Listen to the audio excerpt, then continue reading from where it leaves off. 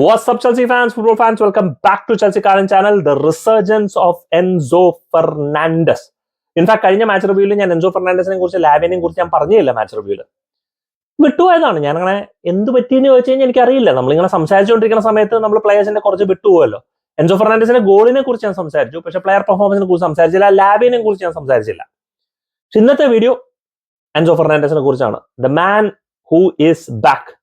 നമ്മുടെ 225 million pound മിഡ്ഫീൽഡിലെ 100 million 105 മില്യണോളം നമ്മൾ sign ചെയ്ത വേൾഡ് കപ്പ് വിന്നറായ എൻസോ ഫെർണാണ്ടസ്. കുറച്ച് നാളുകൾക്ക് മുമ്പ് ഞാനൊരു ടോപ്പ് ടിയർ ലിസ്റ്റ് എന്നും പറഞ്ഞിട്ട് ഞാൻ ഒരു ലിസ്റ്റ് ഇട്ടിട്ടുണ്ടായിരുന്നു. നിങ്ങൾ ഓർക്കുന്നുണ്ടോന്ന് അറിയില്ല. അതിനകത്ത് എലീറ്റ് ലെവൽ ടാലന്റിൽ ഞാൻ ഇട്ട പേരാണ് എൻസോ ഫെർണാണ്ടസ്. അപ്പൊ കുറെ പേര് വന്നിട്ട് പറഞ്ഞു, എലീറ്റ് ലെവൽ ടാലന്റ് ഒന്നുമില്ല, അവൻ ആവറേജ് ആണെങ്കിൽ എബോ ആവറേജ് ആണെന്ന് കുറെ പേര് പറഞ്ഞു. ഞാൻ എലീറ്റ് ലെവൽ ടാലന്റ് എന്ന് ഞാൻ കാണാനായിട്ടുള്ള ഒരു കാരണം എന്താണെന്ന് വെച്ച് കഴിഞ്ഞാൽ പുള്ളിക്കാരന്റെ ഗെയിം റീഡിംഗ് ആണ്. അന്യായ ഗെയിം റീഡിംഗ് ആണ്. ഇൻഫാക്ട് പാൽമറസ്ക് ലെവലുള്ള ഗെയിം റീഡിംഗ് ആണ്. നല്ല ഐക്യു ആണ്.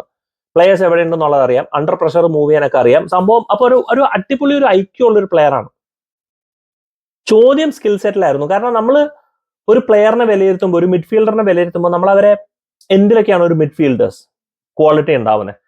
ഒന്നില്ലെങ്കിൽ defensively tackles win, aerial duels win, tackles attempted, അതൊക്കെയാണ് നമ്മൾ നോക്കുന്നത്. ഇൻഫാക്ട് എൻസോ ഫെർണാണ്ടസ് അങ്ങനെ ഒരു ടാക്കിൾ ഡോമിനന്റ് ഫിസിക്കാലിറ്റി ഉള്ള ഒരു പ്ലെയർ ആയിട്ടുള്ളതല്ല. പിന്നെ നമ്മൾ നോക്കുന്നത് ബോൾ ക്യാരിയിങ് എബിലിറ്റി.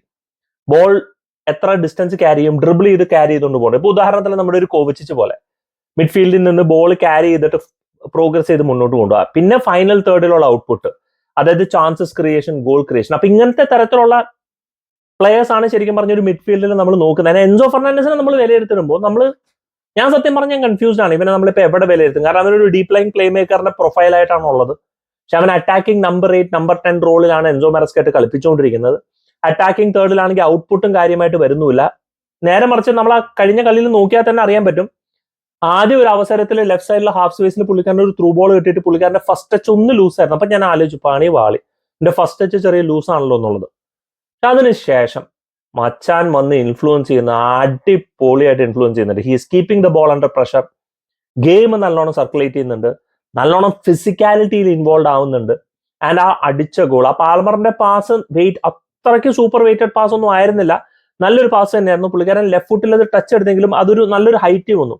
ആ ഹൈറ്റ് വന്നിട്ട് ആ ട്രിവേല ഷോട്ട് അടിക്കുക എന്ന് പറഞ്ഞു കഴിഞ്ഞാൽ ഒട്ടും കുഴപ്പമില്ല. പക്ഷെ ആ ഷോട്ടും അത് ഓൺ ടാർഗറ്റ് ആവാന്നുള്ളത്, പ്രത്യേകിച്ച് നമ്മുടെ പ്ലേയേഴ്സിന്റെ പ്രത്യേകത എന്താണെന്ന് വെച്ച് കഴിഞ്ഞാൽ ഷോട്ടൊക്കെ എടുക്കുമ്പോൾ എല്ലാം അപ്പുറത്തുപ്പുറത്തെ കാര്യങ്ങളും അടിച്ചു കൊല്ലാം. പക്ഷെ ഇപ്പൊ ആദ്യമായിട്ട് നമ്മളൊരു മിഡ്ഫീൽഡർ ഫൈനലി നമ്മൾ ആഗ്രഹിക്കുന്ന ഒരു മിഡ്ഫീൽഡർ ഗോൾ സ്കോർ ചെയ്യുന്നു. വി നീഡഡ് എപ്പോഴും മിഡ്ഫീൽഡർ സ്കോർ ചെയ്യണ്ട, പക്ഷെ ഇടയ്ക്ക് നമുക്കൊരു കോൺട്രിബ്യൂഷൻ വരണം ഒരു മിഡ്ഫീൽഡറിൽ നിന്ന്. ആ ഒരു മിഡ്ഫീൽഡർ ഗോൾ കോൺട്രിബ്യൂഷൻ ആണ് ശരിക്കും പറഞ്ഞു കഴിഞ്ഞാൽ എൻസോ ഫെർണാണ്ടസിൽ നമുക്ക് കിട്ടിയത്. And that was fantastic. പിന്നെ ഒരുപാട് ലിങ്ക് പ്ലേയിലൊക്കെ ഇൻവോൾവ് ആണ്. ആൻഡ് ഒരു ഡി ബ്ലോക്ക് ഒക്കെ ശരിക്കും പറഞ്ഞു കഴിഞ്ഞാൽ ഓവർകം ചെയ്യാൻ പറ്റുന്ന ഒരു എൻസോ ഫെർണാണ്ടസ് തരത്തിലുള്ള പ്ലെയർ ആണ്. കാരണം ഈ can do the chip balls. നല്ല പാസിംഗ് റേഞ്ച് ഒക്കെ ഉള്ള ഒരു പ്ലെയർ ആയ സ്ഥിതിക്ക് എൻസോ ഫെർണാണ്ടസിനെ ടീമിൽ ഉണ്ടാവും എന്ന് പറഞ്ഞാൽ ഭയങ്കര ഇമ്പോർട്ടൻ്റ് ആണ്. മാരസ്ക ട്രസ്റ്റ് ചെയ്യുന്നു. ആ ട്രസ്റ്റ് ഫെർണാണ്ടസ് ശരിക്കും പറഞ്ഞാൽ കഴിഞ്ഞ 2 കളായിട്ട് കാണിക്കുന്നുണ്ട്. ആൻഡ് ദിസ് ഗൈ ഒരു കണക്കിലൊരു റിസർജൻസിലാണ്.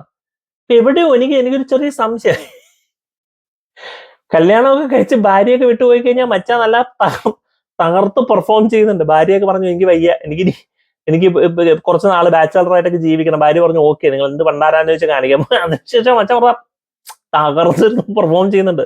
ഇതാണ് കല്യാണം കഴിഞ്ഞിട്ട് മറ്റേ ചെക്കനെ മറ്റേ കൂട്ടി നിങ്ങൾ അഴിച്ചു വിട്ടു, ചെക്കൻ മറ്റേ വെറുതെ ജഗജില്ലിയായിട്ട് പെർഫോം ചെയ്തുകൊണ്ടിരിക്കുകയാണ്. Overall good to see. പ്രത്യേകിച്ച് എൻസോ ഫെർണാണ്ടസിന്റെ കേസിൽ Enzo Fernandez Lavia Caicedo combination, Caicedo right back ആയിട്ട് ഇൻവേർട്ട് ചെയ്തിട്ട് എൻസോ ഫെർണാണ്ടസ് അഡ്വാൻസ് നമ്പർ 10 ആയിട്ട് കളിപ്പിക്കുകയും എൻസോ ഫെർണാണ്ടസിന് സപ്പോർട്ടായിട്ട് പുറകിൽ ലാവിയ ഉണ്ട്, കൈസഡോ ഉണ്ട്. അത് നല്ലൊരു മൂവ്മെന്റ് തന്നെയാണ്. So really good. എൻസോ ഫെർണാണ്ടസിന്റെ ഒരു റിസർച്ചസും പെർഫോമൻസും കാണാൻ വേണ്ടിയിട്ട് ഈ പെർഫോമൻസ് ഇനിയും വരാൻ പോകുന്ന കളികളിൽ അങ്ങനെ നിലനിൽക്കട്ടെ എന്ന് മാത്രമേ നമുക്ക് എന്താ പറയണേ ആഗ്രഹിക്കാൻ പറ്റുള്ളൂ. Hopefully he continues to do that. Do let me know guys നിങ്ങളുടെ thoughts in the comment section. Thank you so much for watching. Signing off SK from Chelsea Karen.